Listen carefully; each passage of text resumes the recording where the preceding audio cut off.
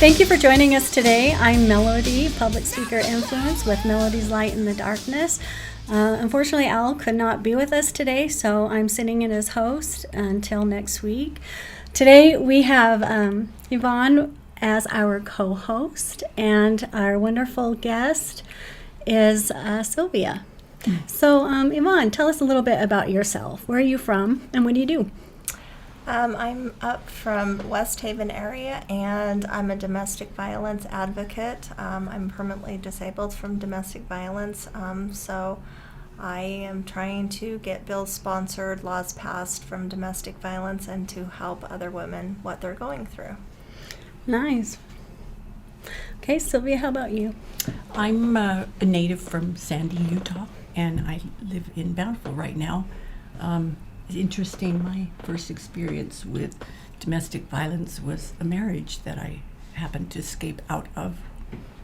And but I'm here invited because of my experiences with drug abuse. Okay. And before we begin, our sponsor today is Lift Up Concrete out of Kaysville, Utah. So, Sylvia, from the beginning, what took place? How did the substance abuse begin, and what was your involvement? First of all, thank you. I really appreciate Al inviting me to speak. I have been very frustrated about the lack of awareness for drug addiction. My experience began with alcoholism in my family with sibling, and about 10 years ago, I got a phone call, and it was one of my children, and he said to me, "Mom, I'm addicted to heroin." And that's when the nightmare of illegal drug addiction began in my family. Before that, my experience was with another son who had heroin addiction that I was not aware of. I got married when I was 18 and had my first child when I was 19. And to protect my children, I don't talk about exes. Each of us has our own problems in life.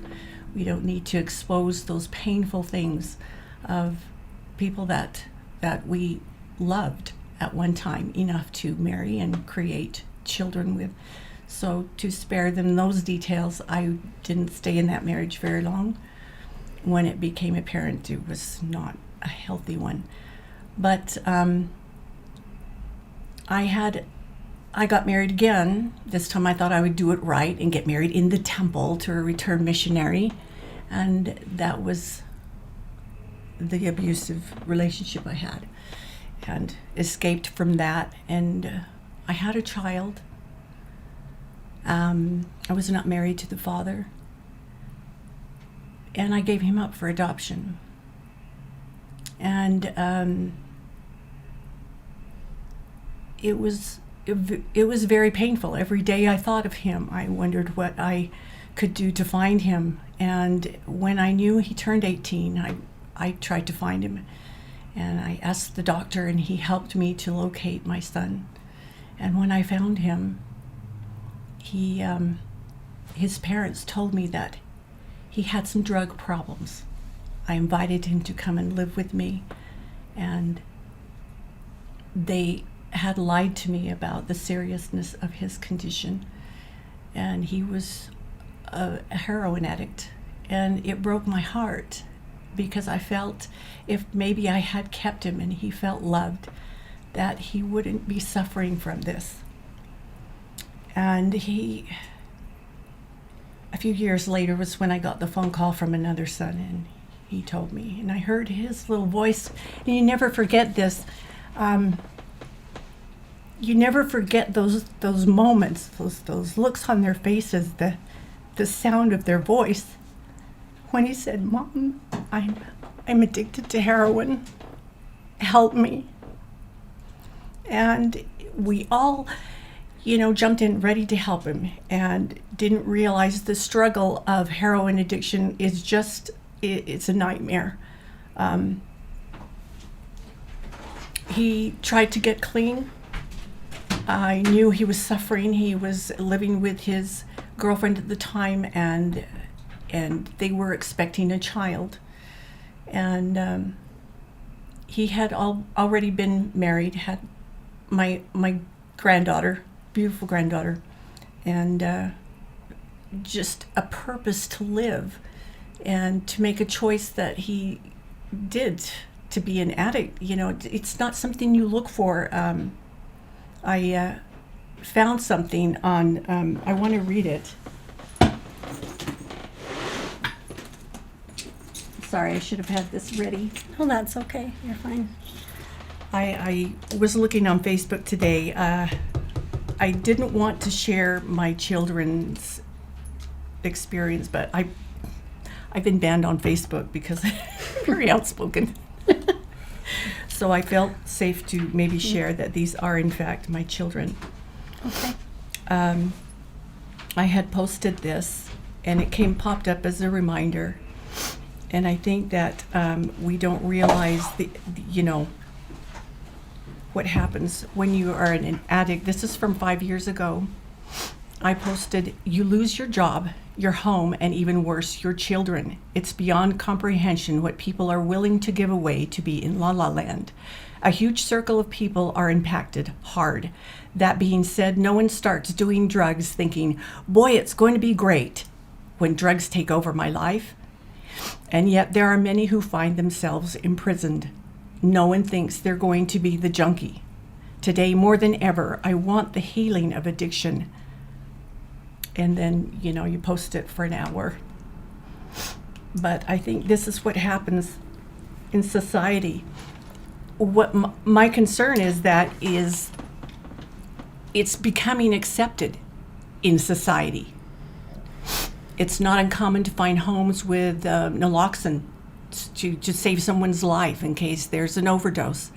When my children were small, I had an EpiPen for bee stings. My youngest son was diagnosed as type 1 diabetic when he was 5, and I almost lost him. And so, you have insulin, you have medicine in your medicine cabinet, but nobody thinks to have something to bring back someone who has overdosed from opiates. And now it's accepted. And it gets to so much frustration. It was difficult for me to be here today. I have been spending the better part of January home in bed. I had an emotional breakdown when I lost my son for about 10 minutes from an overdose, and he was revived. Then to find out that my youngest son was also using illegal drugs. One day, shortly after I was in bed, I realized my son's car was in the driveway, and for the last 20 years, every morning I would wake up and pray that my son was okay, that he survived the night and didn't get a low from too much insulin. And now my nightmare is compounded with the fact that he might be overdosed, or he might be dead from too much insulin. And so this day, when his car was in the driveway and his door was open, and I went to look and he wasn't in there, and it was in the afternoon, and I was so frightened because I hadn't seen him all day.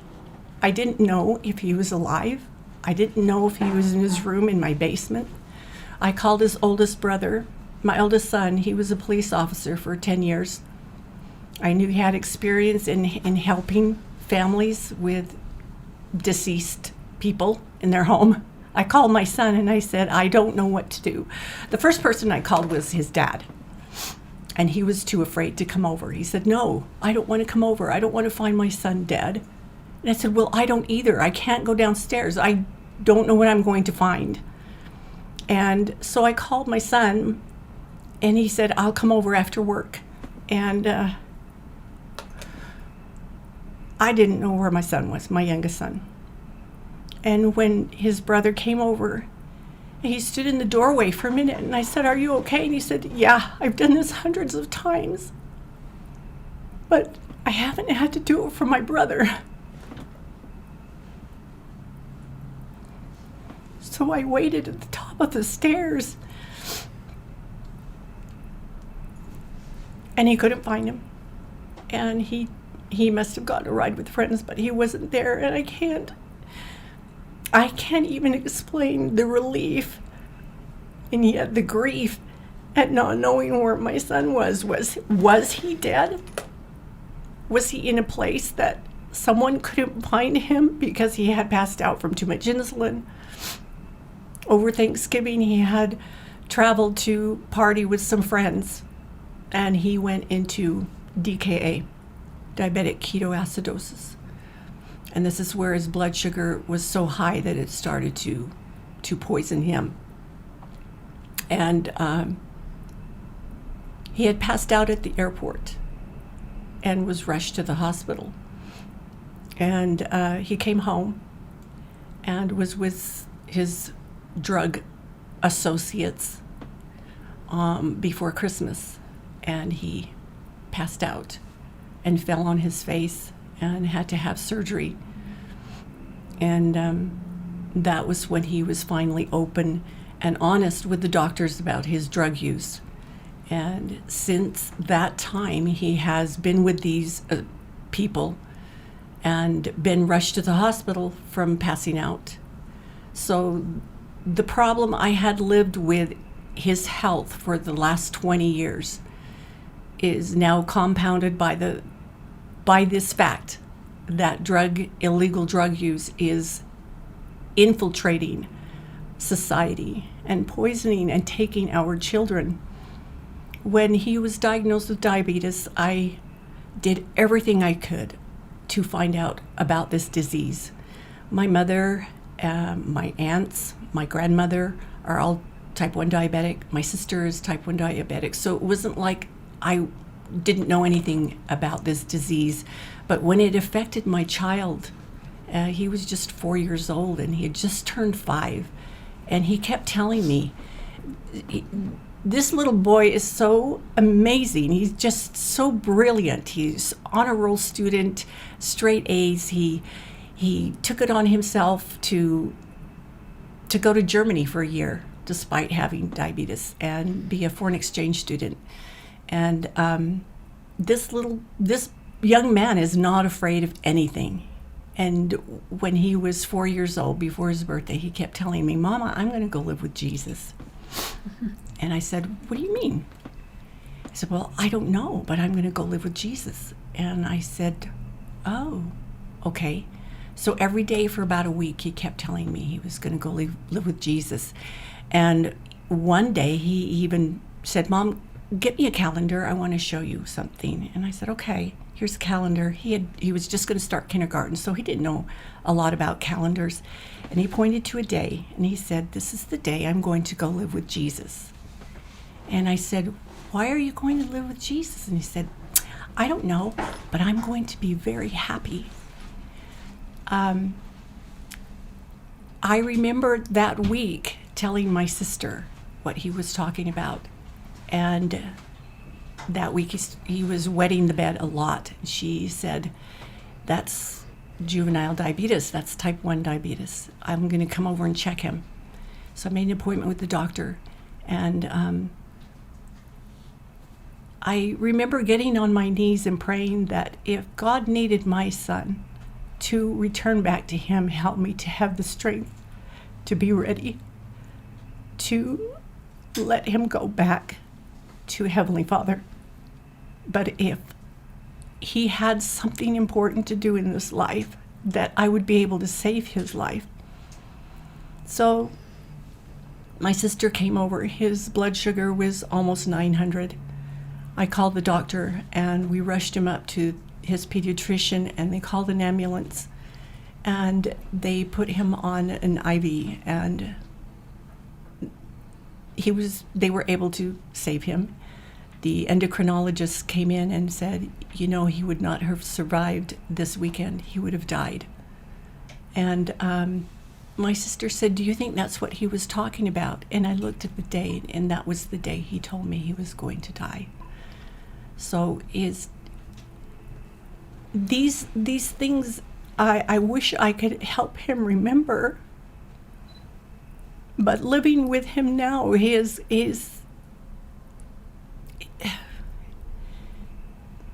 it's breaking my heart because of all my children. He's so, he's probably the most intelligent. He's a classical pianist and just so amazing.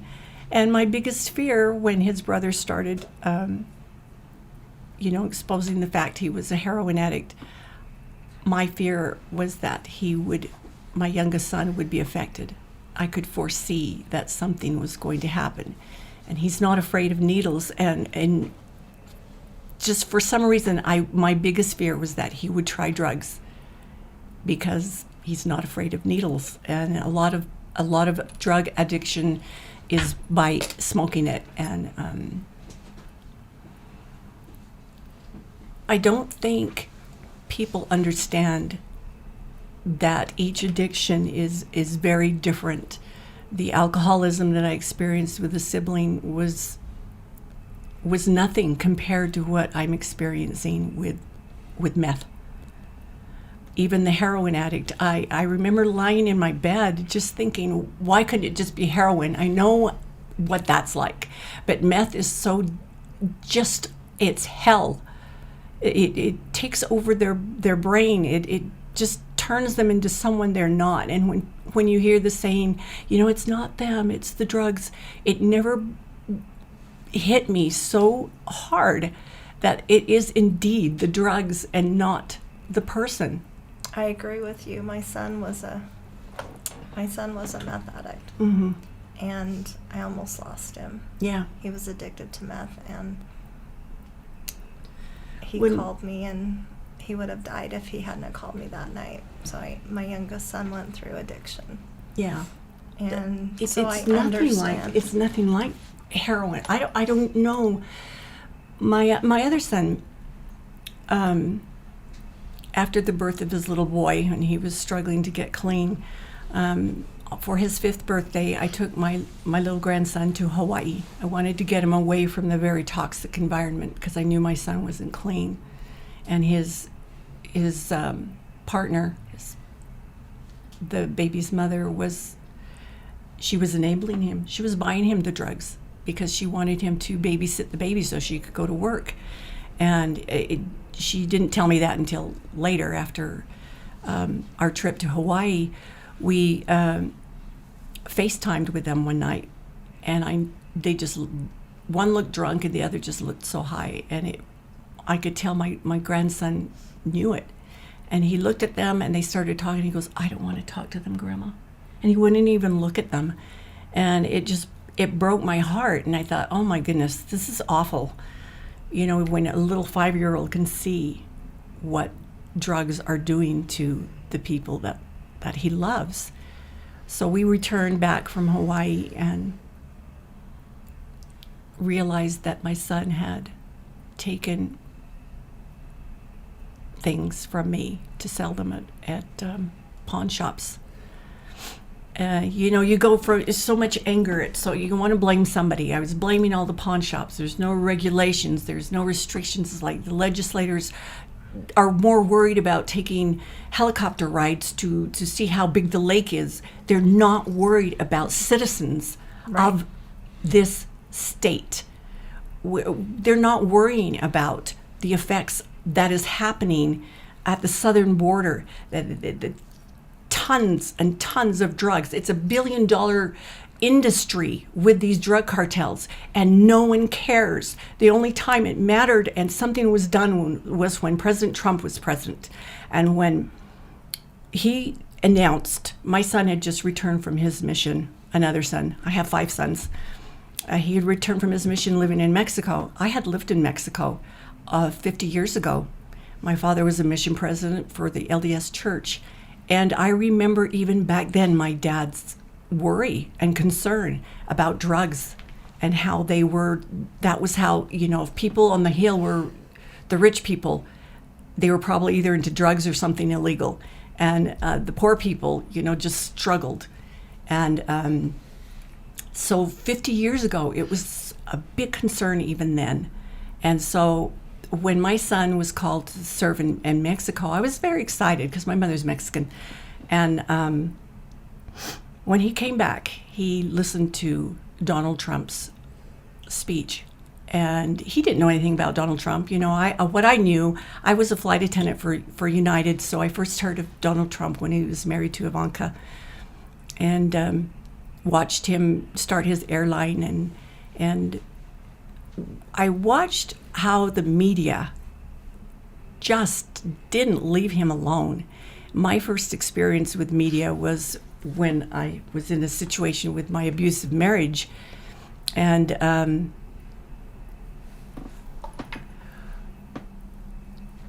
he kidnapped our daughter, and hid her from me for almost a week. And I finally found her. He'd taken her back to Wayne County, and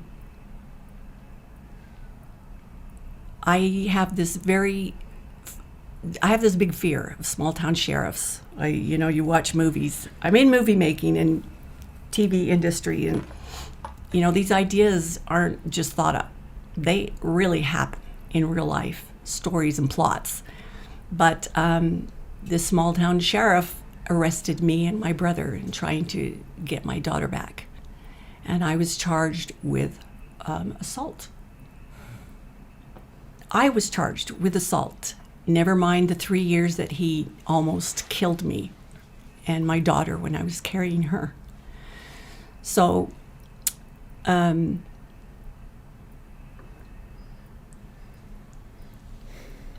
forgot where I was going with that story. My experience with the abuse, really affected me. My wanting to protect my grandson from his dad. When I'll go back to the Hawaii. When we came back from Hawaii, he had stolen stuff, and my son. Oh, I was talking about my son. He had come back from his mission, and he heard Donald Trump, and he said, "You've got to listen to him because what he's saying is right." And he started telling me the horror stories that he had when he was in the jungles in Mexico. And of course, they were similar to ones I had experienced and had seen. And nothing had changed in 50 years. It had gotten worse. And by then, I was right in the middle of my son's addiction and thought, okay, he's somebody that wants to help. To me, this was one of the biggest concerns that our country is suffering right now is an open border and watching the drugs taking our citizens. And so I called some of my friends. I saw one of my friends on TV. He was heading the campaign. So we campaigned very, very a lot for President Trump. And it felt like there was finally some respite from the worry of these drugs coming across our border. And when I had gone to Hawaii and realized that my son had stolen a lot of my jewelry, and when my son had come from his mission, he said, "Well, I'm going to play my French horn. Where's my French horn?" And he had taken those and sold those, and it was devastating to all of us. We know that drug addiction doesn't just affect those that are sick. It affects the entire family. It affects everyone that loves them. It hurts everyone. And when they suffer, their families suffer, their parents suffer. I thought of my son that I had given up for adoption, and his parents telling me of the times they found him on the bathroom floor, almost overdosing, and they had kept those horror stories from me. And when Al asked me to come and talk, I realized that this was an opportunity because since then, I think that awareness of the horror of drug addiction is not realized by society. No one knows the horror of wondering if your child is dead and how they've suffered. No one knows that it can take any family member, it can take anyone. They think, oh, I'll just try it at a party. I'll just have a good time. They think they can control this, and they can't. I watched so much. I did so much study on drug addiction. Just like when my son was diabetic, I knew everything about diabetes. I knew everything how to take care of him. I could talk circles around any regular doctor or nurse. I could tell in a hospital that they weren't doing things right for diabetics when they were treating my mother before she died. And it just was so frustrating to me. And I realized that the awareness of the horrors of drug addiction needs to start being talked about. It's not something to be kept under the rug. This is real life hell on earth. And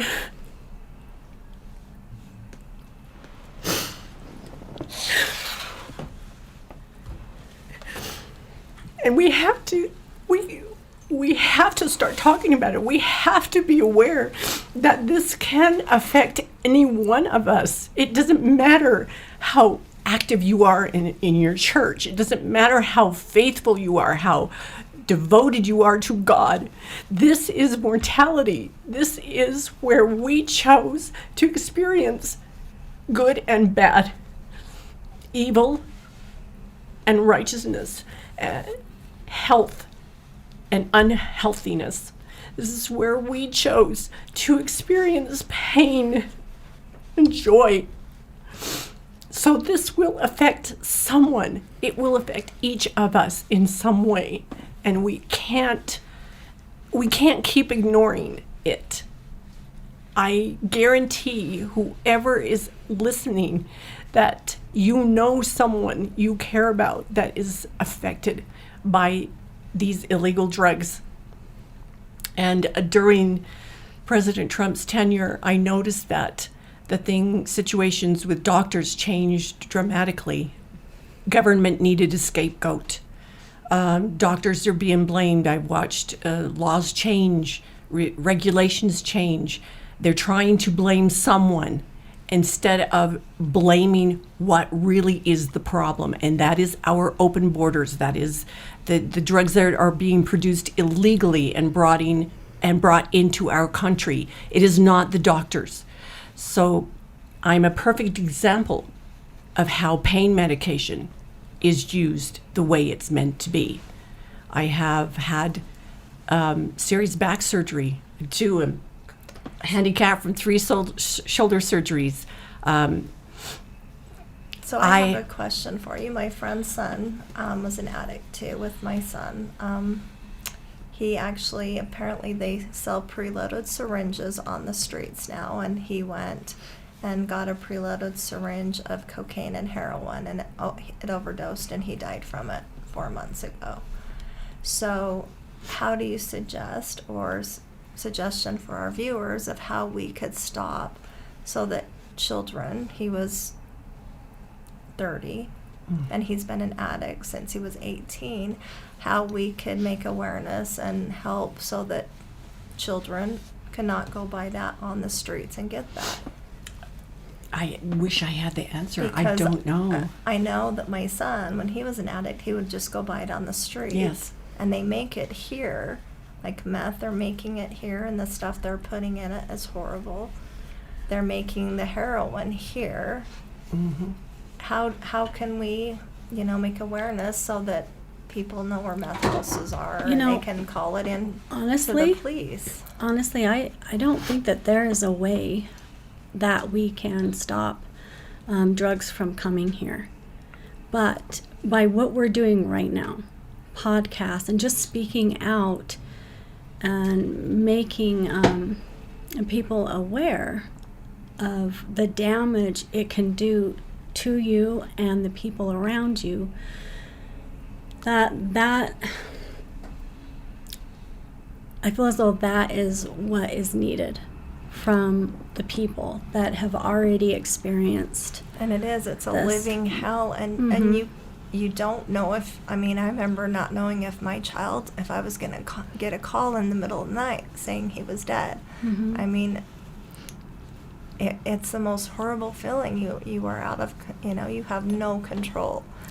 And I know that I understand through what I've seen and experiences that I've had with my loved ones that, you can tell them the consequences of using, but they still do it. And I feel like a lot of that comes from low self-esteem or them feeling like they need to fit in, because they're feeling lost, especially in those teenage years, Yes, right? they're feeling, yes. Yeah, and so they just want to fit in, and so sometimes they'll just resort to abuse, substance abuse of some sort. And I'm one of the lucky ones. My son has been clean 8 years. I'm so Right. proud of him. That's great. That A lot is of people good. never come clean. Right.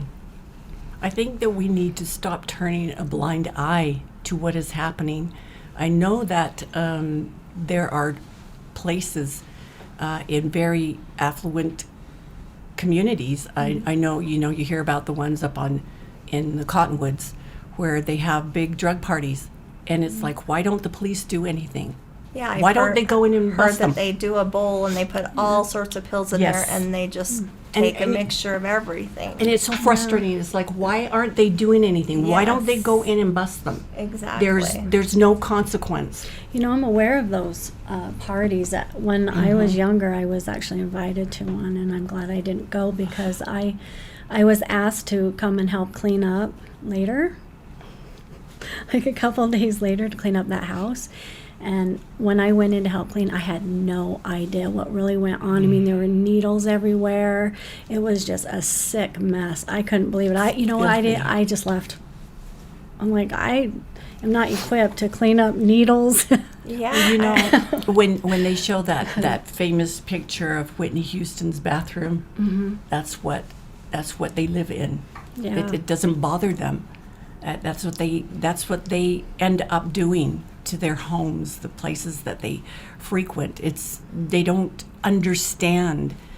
I know my son started doing drugs. It was when me and his father, we had been married for 20 years and we got divorced, and he could not handle the divorce. And, I felt guilty for so long, and I know I enabled for a while. And then I had to do tough love, and I think it was harder on me than it was him.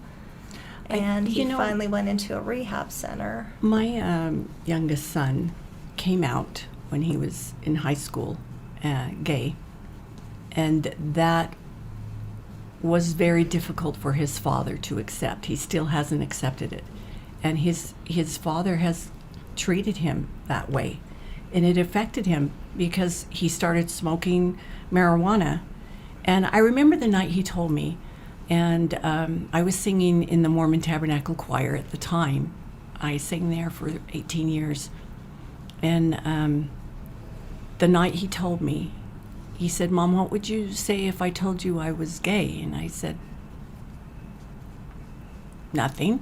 Yeah, love him. Okay. Your child. It was suspected by his siblings for a long time. And so when I came home that night after choir practice, he was sitting on the couch, and I said, it's not easy to be different. And when I grew up in Sandy, I lived in White City with my family. We were only one of 3 Hispanic families in the whole subdivision. And going to school, when I started kindergarten, my dad was a school teacher. And it was we were probably the last year that they did this, but we went to kindergarten for 6 weeks during the summer, all day, and then started first grade in the fall. And I remember going to kindergarten, and these little blonde boys would chase me home and call me names. They would call me fat lips, or that I was dirty, and they called me a name. I didn't know what it was because I'd never seen a black person before. I didn't know what the N-word was. And they called me this name, the N-word, and I didn't know what they were saying. I didn't know what it meant. But I knew by the way they were saying it, it was bad. And I would be so frightened. And I remember hating the way I looked. I wanted the doctor to cut my lips up, make them thin like white people.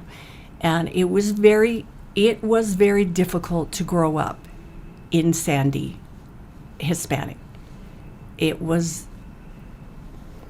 Racism is truly taught. But my mother grew up during the civil rights, before laws were enacted. They were they were asked to leave restaurants. My mother's from Texas, grew up in Texas. And it was very, very difficult. I didn't understand what racism was. I didn't look at myself in the mirror. I don't like looking at myself in the mirror. I'm very camera shy, which is why I like to work on the other side of the camera. I just knew that I was different. And so when my son told me that he was gay, it was very accepted. People were coming out. But I also knew that he was biting off a lot, and that his life was now going to be not only more difficult than living with diabetes and wondering if you're going to live every day, but he was choosing to be honest about who he is. And it was very difficult for his dad to accept. He still wouldn't. In fact, the other day he tried to come over. I was mad. I'm fed up to here with his dad. Sylvia, let's take a break and let's come back. Okay. We'll be back in a moment, and our sponsor for today is Uplift Concrete in Caseville, Utah. We'll be back in a moment. Have you ever been in a car accident? Do you know what to do after being in a car accident? Are the insurance companies going to take care of you? Hi, I'm attorney Rick Heaton with the Law Office of Bobby Udall. I will help you through the process and answer all of these questions. I give every single client my cell phone so they can talk to me whenever they need. Let me deal with the insurance company so you can focus on getting better from your injuries. Call me at 385-330-0226. Again, my cell phone number, 385-330-0226. Don't call the insurance company first. Call attorney Rick Heaton at 385-330-0226.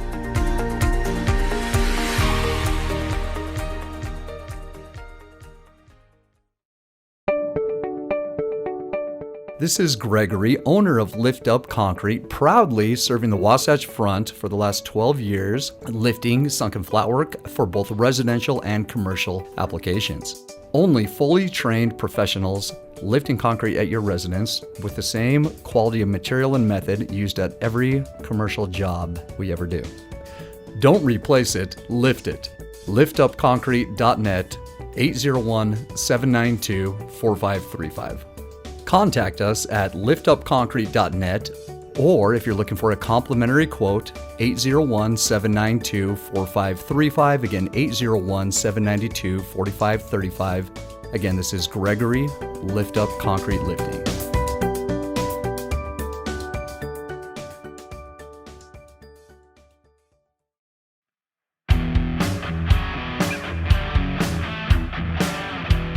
Hello, my friends. This is Brad Neufeld, and I want to thank you for tuning in to the Resilience Talk Network.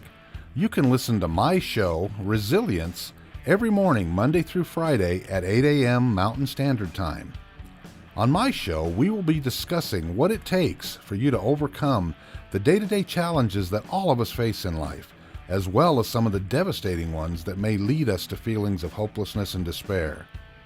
It's my goal to provide you with the tools and skills that you need to overcome anything that is thrown your way. To find out more about my show, visit our website at www.resiliencetalk.com. That's www.resiliencetalk.com. And as always, until we meet again, go for everything that you want in life and make it happen.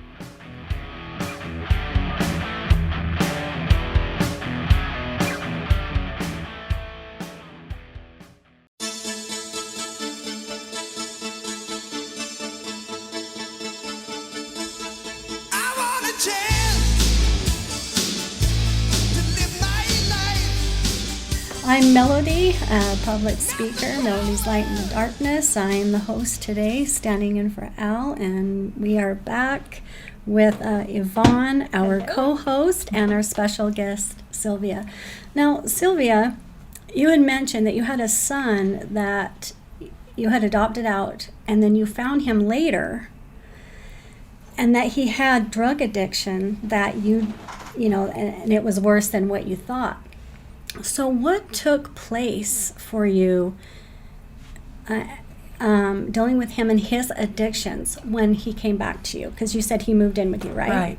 He stayed for a few months. Found a job that was. It got to where he was not sharing what was the seriousness of his problem, and we kind of separated again, not on easier terms, because I wanted him to be more honest about what was really wrong, how he really needed help. I was really upset and angry with his parents that they tried to hide the seriousness of this illness from me and tried to gloss over and make it sound like he had taken a few prescriptions from an injury playing football, or that he was smoking too much pot. So I was very upset that they were not honest with me of the seriousness of what was going on. What were all the drugs that you found out that he was engaging in? He finally told me that it was heroin, and I took him to a doctor to try to help him, and he had given him Suboxone, and just we did eventually reconcile. He was getting married. He was clean, and he got married and had 2 children of his own, and he had a purpose to want to be clean. It is so important when you realize that you're not alone in this world, that there are people who depend on you, who need you, who love you. And I think one thing that was very difficult for me, talking to my youngest son, you know, he had been involved in a relationship right after high school, but he had moved back home, and he told me at one time, I want help, I need help, but why? What do I have? I'm alone, nobody wants me.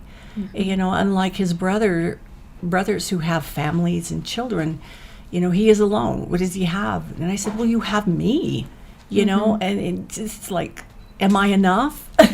So do you feel like that's maybe why he started engaging in heroin, or had a hard time getting off it, or do you think that had anything to do with him starting on drugs? Is that he didn't know where he belonged? I think so. I think it affected him, especially when he found out that he had older siblings. You know, It was like, well, gosh, why didn't you keep me?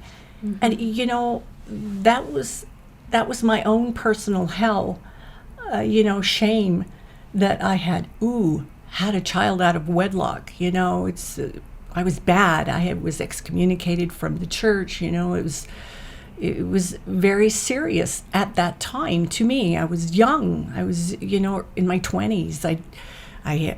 You can go through divorce. It doesn't kill you. Everybody gets divorced. We have become such a selfish society, It's like, I don't like you anymore. You're too mean. Oh, you won't let me do that, So I'm going to get divorced. But, the divorces I had experienced were for very serious situations. It was, came down to my life and saving my life. And so, I think it was very painful when I was a flight attendant and I was a single parent. It was very difficult. I had 3 jobs. I had, my first husband was off the face of the earth. I didn't know where he was. He was deadbeat dad. I didn't get child support, but I never worried about that. I figured, well, they're my children too. I need to take care of them. So I just went to work. I didn't worry about going after them for child support. Mm-hmm. I figured that was, that's something they had to live with. I couldn't live with that. So I figured that's the way I feel. They're just as much my children. I'm responsible. I have to work and take care of them. So I remember at one time being able to buy my own home all by myself. And so I had my 3 children, and we were driving home one night from eating, and my oldest son said, "Gosh, Mom, we could have kept our little brother." And it just broke my heart, because I thought, I probably wouldn't have this job. I probably wouldn't have been able to buy a house if I had ended up on welfare taking care of a newborn baby. I wanted this baby to not have to fight so hard for things in life like I was fighting for my children, my older children. It was difficult. They didn't know their dad, except for my daughter. My 2 older boys didn't know who their father was. He disappeared. Does your son still struggle with, wanting to have heroin, or would you say he's... We've talked about it. He came up and brought his little children and his beautiful wife to visit me, and I asked him how it was going, and he said he was doing okay. He was, I think, able to use some Suboxone. He tries every day. It's an effort for him. We know that's what addiction is about. It's a fight. It's a struggle for every day. Yeah, that wanting to go back to it and having to have that mental strength to to hold back. Last month, when I was in bed and not able to get out, just wondering why, and I in the Mormon community, we always say, "Oh, God won't try us more than we're able," and I thought, that's bullshit. I've never heard that before. Who said that? I've never heard that. And I would get on my knees and I'd say, "God, are you kidding me? This is more than I can bear. I can't do this anymore. I don't want it to live anymore. I can't take it. I can't do this."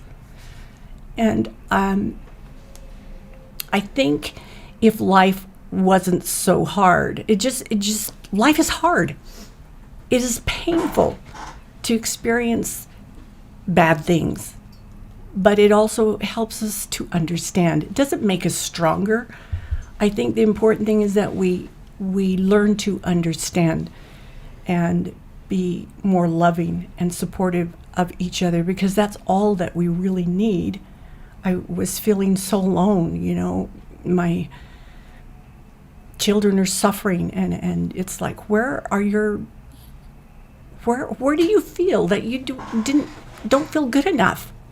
It's not enough that just Mom loves you. But I was talking to a friend last week, and I said, life is too hard. If it wasn't so hard, if we weren't tried more than we could bear, then we wouldn't have suicide. We wouldn't have drug addiction. We wouldn't want to be drugged so that we don't have to feel the pain. And it's so true. Life is not easy, and we have that tendency to let it, get us down, and then it's hard to get back up. It is really hard. It's a struggle.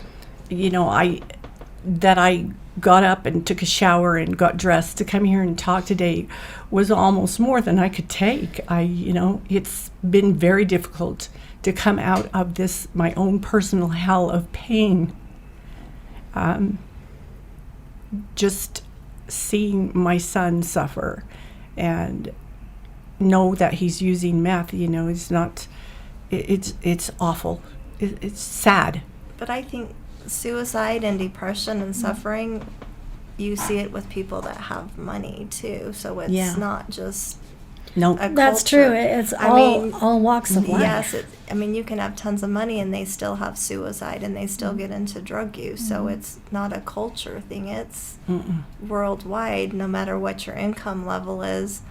And you see people that are wealthy that are, look at that model. Miss USA that just flung herself off of the 29-story building that she had everything. You can have everything and she flung lose herself. everything.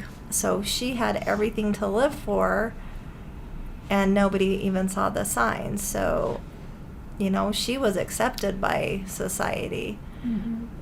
So I think we just don't understand the pain people that can people have feel. pain and Right. nobody can see it. And I mean, I've been there from what I've gone through, you know. I mean, I've been shunned because of my domestic violence, because of the things he said, and so people withdrew from me because he's the victim in all of this. You know, Right. if you asked every person, like, if they feel like they're alone, And I bet you every person Yeah. would say Yes. that they're alone, because I think everyone at some point in their life, if you ask them, they have Yeah. felt alone. I bet you everyone would say that they felt that they're alone. yeah, and the fact that we're all different can cause us to all not feel accepted, because we're Yes. all different. And if everybody would just accept everybody's differences. Yeah. And I don't know about you guys, but I'm You my know. own worst critic. I stand in front of a mirror and would I talk to anybody else like I talk to myself? Probably not. Well, you know, that's why I like it when people build each other up, Yes. Right. you know? Oh, that's so That- important. If we Because would a be bit- nice to each other and not say Yeah. the mean things, you know. Yes. It affects Yes. it affects you more than you realize. I had an experience just recently, went to an event, and someone said to me in a joking way, you know, do you know how to read? Can you count? You know, it was, it took me back, because I was bullied in school. Me too. And I actually was with that too. experience. And So I remember, you were triggered. you know, I did, and for a minute I sat there, and you know that flush of shame and embarrassment you feel when you're picked on, and for a moment, and I hadn't felt that since grade school, and for a moment I sat there and I thought, am I stupid? I felt brown. It just, I had to really focus to get out of that, and because I've been practicing the 4 agreements, and they really changed my life. And that's where you need to learn a good comeback. Yes. I don't know. Can you? And I just remember how I had to think, okay, don't take this personally. That is where she is. If she chooses to be mean like that and thinks she's funny, that's her problem. It's not me. And I couldn't believe how I let that affect me, where I felt like I did in grade school when I was called the N-word and chased home. And it hurt me. And I tried to tell her spouse and just don't talk to people like Well, that. like they say, hurt people hurt people. They Yes. do. When we're hurting, we have that tendency to hurt another person. So maybe she was hurting from something, and she just did not watch what she was saying. She wasn't thinking before. I think, And so out of her own, subconscious mind, she spoke out wrong. People want to be happy. We all want to be happy. We all want to be loved.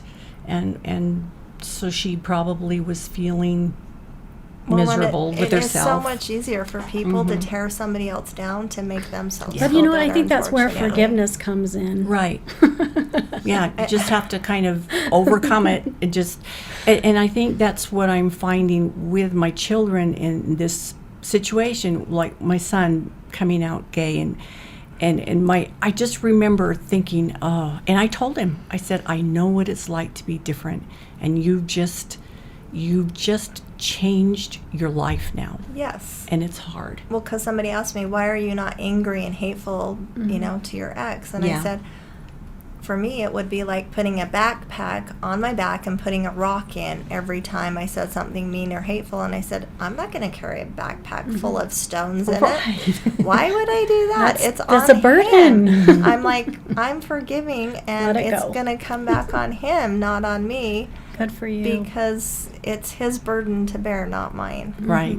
And Right. for me, it's healing for me to help others and to make awareness to, Right. like my friend, she's in your situation, only her son's dead now. So she's lost a son, and she wants awareness. How easy it is to go get drugs, how it's affected everyone around I think her. also the awareness is people don't understand that these drugs are produced in a way to be addictive. Yes. after just few uses. Oh, So absolutely. you go to a party and somebody says, "Oh, let's try some heroin." You love the high, and they don't realize that these people have produced it so that it's going to be addictive.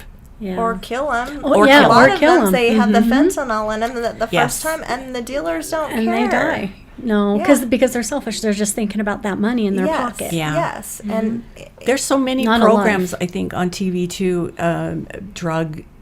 about drugs, the illegal drug situation. They interviewed a couple of guys from, I think it was Colombia, and they blacked out their faces to protect them. And, why do they need protection? Yes, it's like, and they said, they showed them clips of drug addicts, like in New Hampshire, where in the Upper East Coast, where it's so prevalent, and they showed them addicts, and they said, "Do you realize this is what this drug is doing that you're making?" And they were like, "We don't see the effects. We just make it the way we're told." And they said, "So are you going to keep making it?" "Well, money." And they said, "Will you take it?" "Oh, we're not going to take that. We know it's in it." And they're talking in Spanish, and I'm like, when I see something like that, I see red, and I think, I could shoot you in the head. I could just kill you all. I hate you. You are destroying lives, and you sit there and say, "It's for the money." "Oh, I don't see the effects." "Oh, they just tell us how to make it." "No, I'm not going to take that. I know what goes into it." I would like to force feed those drugs to every single person who profits from that. Yes. At the same time, though, on the other side of that, no, I'm totally with you, though. I am, because, I have family and I have close people that have been through this, drug addictions and whatnot. But on the other side of it, we all have that choice to pick up that drug. Right. We have that choice. And so I think just getting the word out there that, hey, don't be curious. Don't allow yourself to be so vulnerable that you would resort, to drugs. Don't feel, even though you may feel alone or you just want to fit in, don't resort there. There are other ways that will save your life, because Right. we know everything you do, it follows you. It could just ruin your life, or it can just take forever just to get back on track and live a normal life. And then when you're addicted to it, when you do the harsh drugs, it's always a struggle, right? Just Right. like with your son, it's always that struggle to stay away from it, to not go back. And that's with my son. That's what I had. I said, why couldn't you just say no? I've Yeah. been through a lot, and I have no desire to get high. And that's been the hardest thing for me, is when I was sitting in rehab and they would have the family night, and you see people that have been in there 2-3 times, the parents of a 52-year-old, and they're raising her children, and they've mortgaged their home to the hilt. I said, why are you not just letting her have the consequences of her actions? I had a hard time with that. I was very angry. She's in there 3 times, and then I was angry at the rehab center because they told my son he had an 80% failure rate. And I said, so you're setting him up for failure. I was so angry because of his Wow. age. He was 19 years old.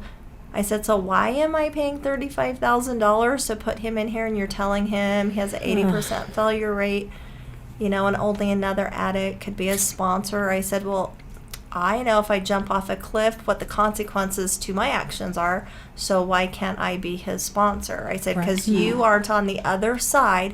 You're not seeing what you are putting us as the family that they're stealing. So they're lying basically to saying us. there's like a 20% chance of help. Yes. And I said, and every time, most of the people in there had been in there 2 and 3 times. It was my son's first and only time.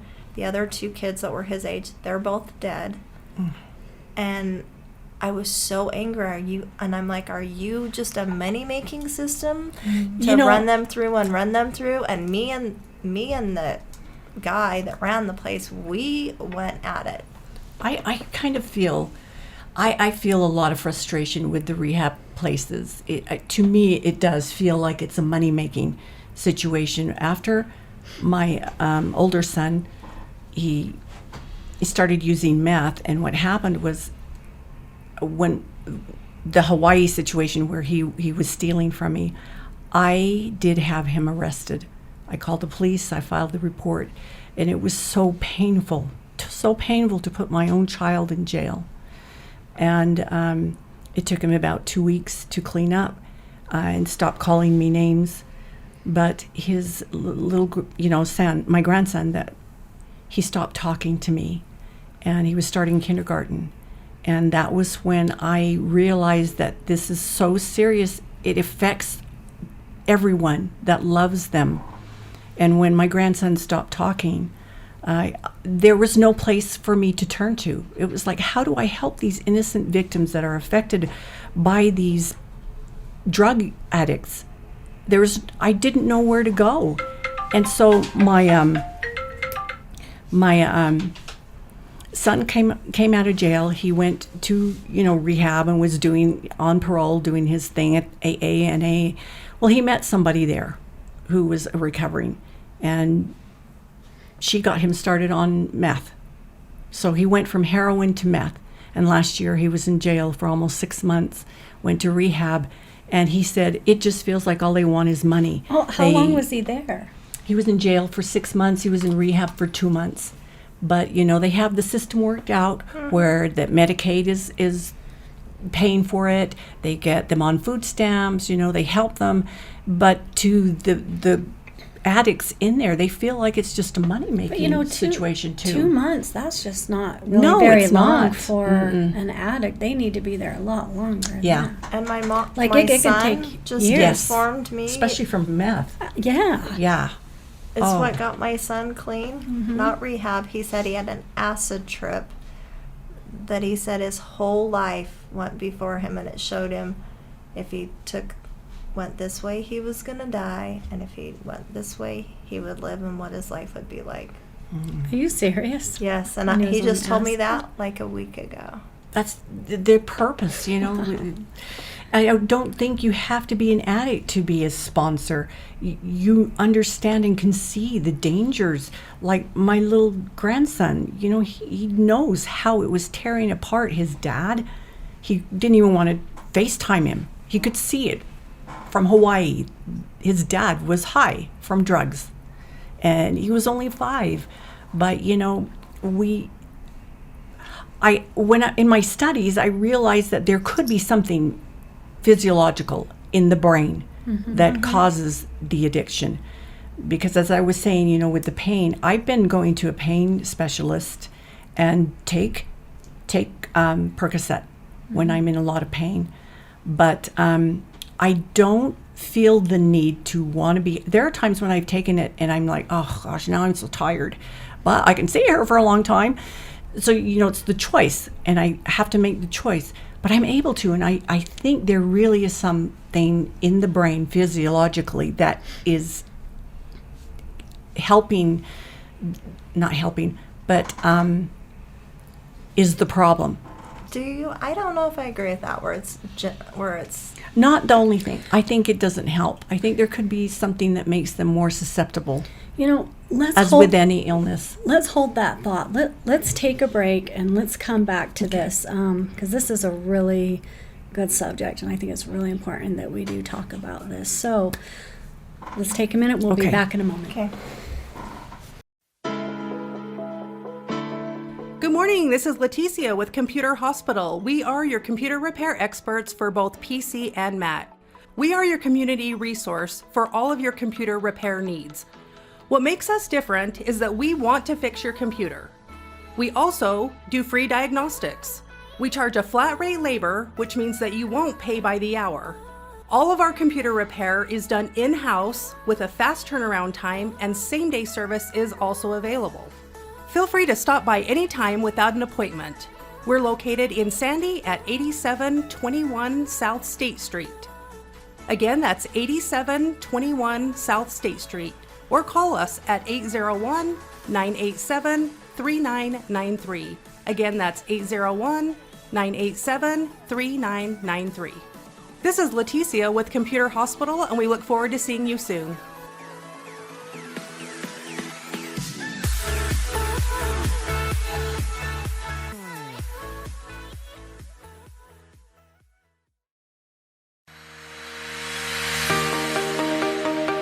Hello there, this is Brad Neufeld with the Resilience Talk Network, and I would like to introduce to you Taffytown, one of our newest sponsors. Let me introduce you to Derek. Hi, I'm Derek from Taffytown. We're proud sponsors of the Other Side of Addiction podcast. Taffytown is a family-owned and operated business still operating in the Salt Lake City area for over 100 years. We manufacture some of America's best saltwater taffy. What makes Taffytown stand out from all of the others? We have a unique recipe, a whipped-style recipe that incorporates egg whites, evaporated milk, real sea salt. It's a unique product that is flavorful, melts in your mouth, and the best part is we probably have a flavor for anyone's liking, a flavor for any reason, for any season. We have unique flavors like chicken and waffles, maple bacon, frosted cupcake. New this year was a pineapple ghost pepper flavor. That's awesome. Where can people find out more about Taffytown and all of its products? You can check all of this stuff out. All of our products are available for sale on taffytown.com. We ship for free from our website, so all of our pricing on there is shipping included. Oftentimes we offer special promotions and discounts to our loyal customers, so do be sure to sign up for an account, and we look forward to seeing what we can do to make you smile with our taffy. Where are you located? We are currently located at 9813 South Prosperity Road in West Jordan, Utah, just at the foothills of the Copper Canyon mine. Derek, taffy has always been a great gift to give. What are some of the creative ways Taffytown can help say thank you to others? Yeah, if you're looking for gift ideas, whether to say thank you to friends or family, or maybe to your clients after such a difficult or successful year that you've had, you could look no further than to get a gift idea from taffytown.com. We offer pre-packaged gift boxes that say that it's saltwater taffy from the city of the Great Salt Lake, and it tells a little bit about the history of our community and making candy for so long. You can also do customized gifts to pick out just the right flavors or colors of candy for that special someone and deliver even a personalized message in that box to them. So please feel free to check out taffytown.com for any gift ideas this season. Thank you so much, Derek. Please visit taffytown.com, that's taffytown.com, to find out more about the products and services that Taffytown offers. You won't be disappointed.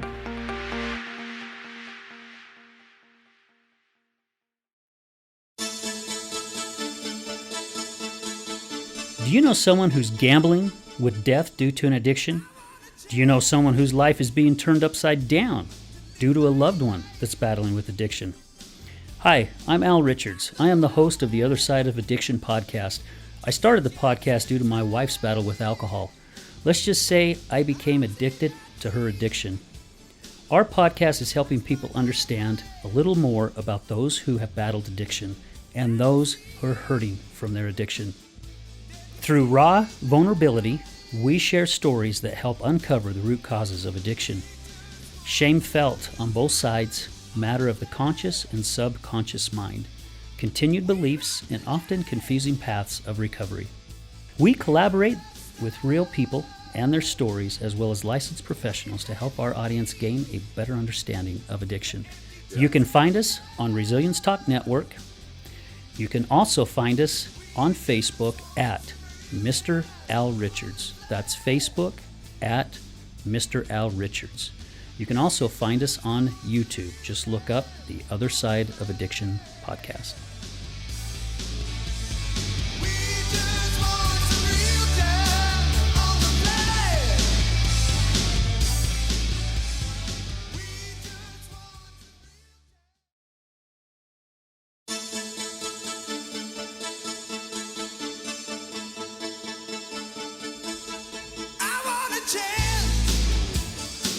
Welcome back. I'm Melody.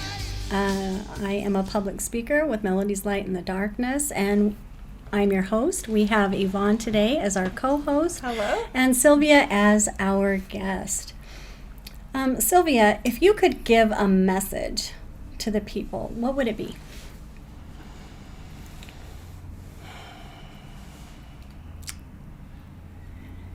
Don't be afraid to talk about this. The awareness has to be out there. If you tell your children how babies are made, you better be telling them that there are drugs, illegal drugs waiting there too. That your friends are not friends if they want you to try something at a party or it's just one time. Children, society needs to know that illegal drugs can't be used once. So parents need to warn their children Yes. at a very young age. Maybe It's right up there with sex. It's right up there Yeah. with everything Absolutely. else. Because that's I mean, very early, that's what even society before is now.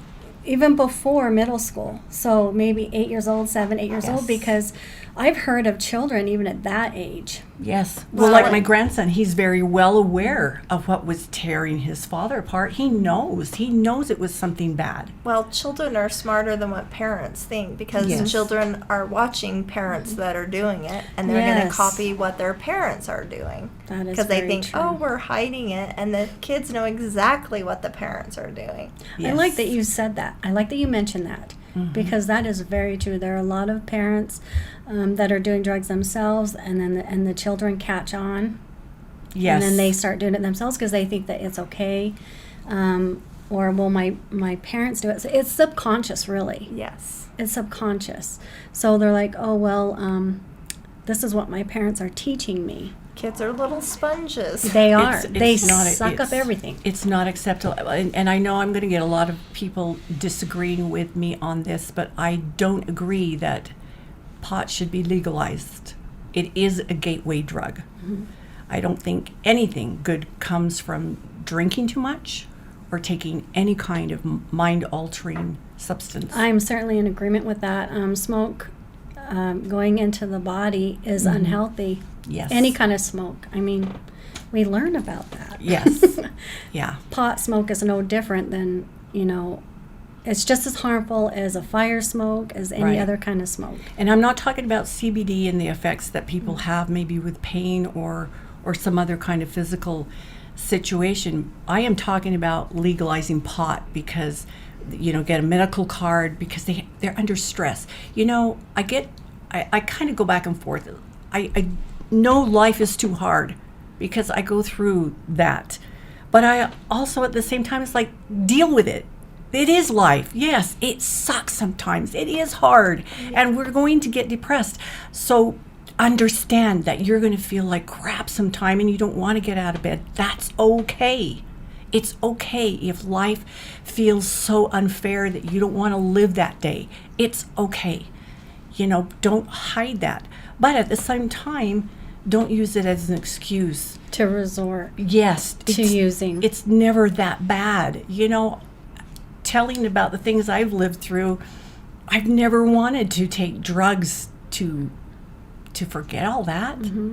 Because, Yeah, I life. haven't either. Well, you know what? From people Yeah. that I've spoken to, it actually doesn't stop them from thinking about, what pain they're feeling. It just, Right. all it does is just ruin It their changes life and it. takes them down. Well, Right. and a lot of the drugs that So are there's out there another are message. a depressant, which makes them more suicidal. Yeah, Yeah. And even alcohol.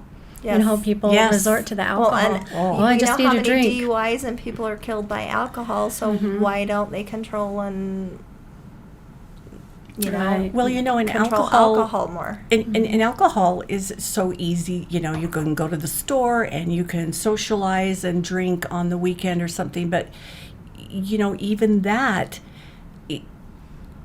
somebody asked me once if I drank. And I said, I don't. And the reason I don't, this is kind of a vain one, is because it makes you age. You're so It's so vain. bad for the skin. You know, my mom had the most beautiful skin. It was amazing.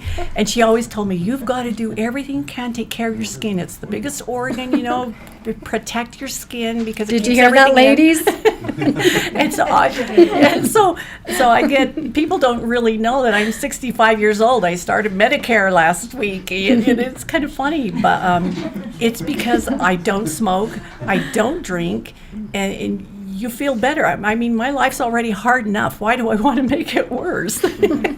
So I have good skin. And you do.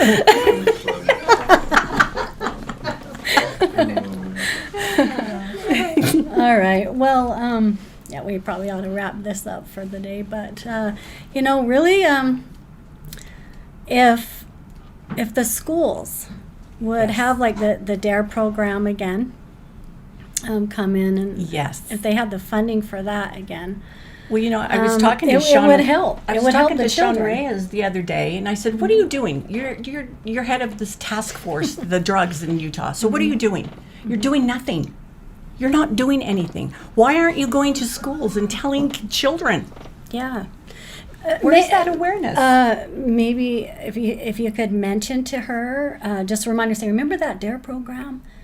Could you do something like that again? Because the drug rate went down in the schools. Right. From that. So we can get that back in. You And remember- show videos of, you know, You remember, the people on meth. And that they won't Oh. ever want to do it again. And The you know people what, on that's- drugs, like heavy drugs. That's what I want to do is you know, I want to bring awareness to children. When you look at Whitney Houston when she sang the national anthem at the Super Bowl, and then they show pictures of her when she was at that Michael Jackson special where she looked so emaciated, it's like that's what is happening. I've taken pictures of my son when he went to booking, and then I show him of him being healthy, and it's like they don't understand that we can see Yep. it. They're doing drugs. We can see it. We can hear it. It changes you physically, and it's devastating. You're watching your loved ones die slow. And if someone feels that they need to do drugs, I think I'm kind of fading out here. If someone feels that they need to do drugs, maybe just talk with someone. Right. And let them know how you're feeling. I think talking, being able to share that with your friends, being able to talk about it is so helpful. You know, I had told you it was very difficult for me to come here today. I didn't want to leave my house. I haven't left my house since January, the first week of January. It's painful to experience depression and despair. You know, it's like, gosh, what is happening? I'm watching my children die from this. And we need to understand that the illegal drug situation is really what is devastating society. It isn't the prescriptions. Medical doctors are only 1% of the drug problem. The rest are illegal drugs. And they're just flowing over the borders. And the world is getting worse, and it is getting harder for us to live in. But if we don't resort to any kind of substance, then we're not going to hurt ourselves, and we're not going to hurt other people. So the message, Yes. let's stay away from drugs. But we're going to go ahead, and we're just going to wrap this up. Thank you so much, you guys, for being here today, Yvonne and Sylvia. you It's for been having great. me. Absolutely. And we'll look forward to Al next week. All right.